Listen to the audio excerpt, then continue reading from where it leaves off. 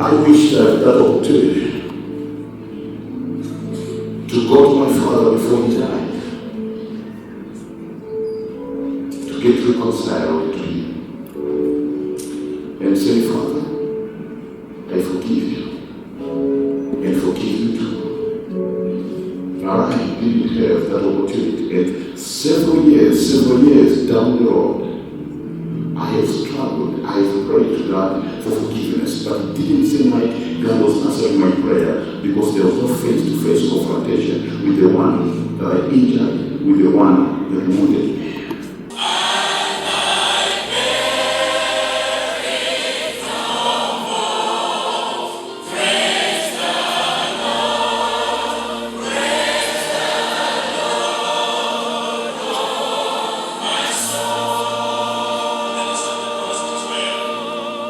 After failing to reconcile with your father, many of the people here maybe are going through the same. That's right. What did you do up to now to relieve your soul?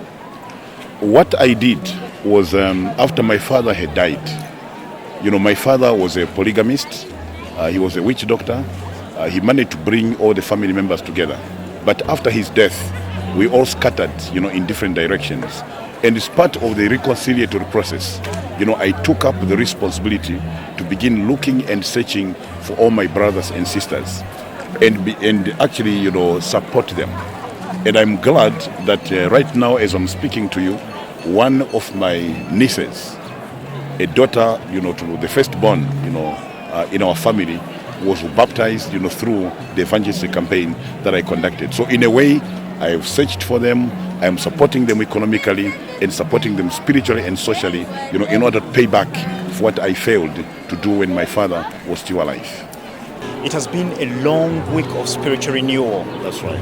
What has this week been like to you? This has been a very reviving and spiritually revitalizing experience.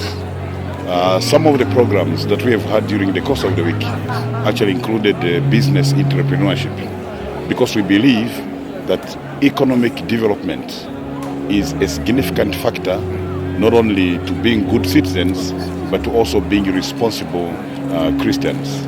For that particular reason, we emphasized on the fact of our own church members, the citizens of Uganda, playing a significant role in the economic development of this country. God has blessed us with fertile land, and He has given us overflowing energies.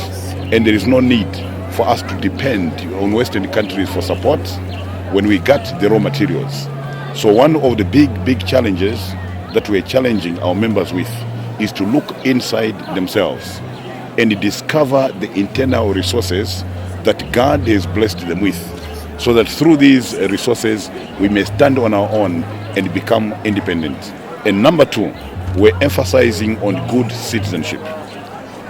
Like right now, as I'm speaking to you now, the HIV/AIDS in Uganda, that used to be, the benchmark, of the entire world and the model in HIV/AIDS prevention, are alarming. We have actually, dropped from being, 6%, HIV prevalence. It is now between 7.5 and 8.5%. So behavior and spiritual change, we believe, is the only way that can actually help us, fight the scourge of HIV/AIDS and bring meaningful, sustainable behavior change, so that our young people, as well as adults, can stay away from sex. Marriages must be stable. Young people must learn to live, with high levels of morality. That has been the emphasis of our Campmeeting as we prepare for the second coming of Christ. Why did they choose the theme, Revive for the Second Coming of Christ? That particular theme is based on Matthew chapter 24. Now, verse 14 actually says, "This gospel of the kingdom shall be preached to every nation, and then shall the end come." We believe we are right in the final years, of this earth's history. We are right on the collapsing banks of time, because most of the signs that Jesus spoke, for him to come, have already been fulfilled.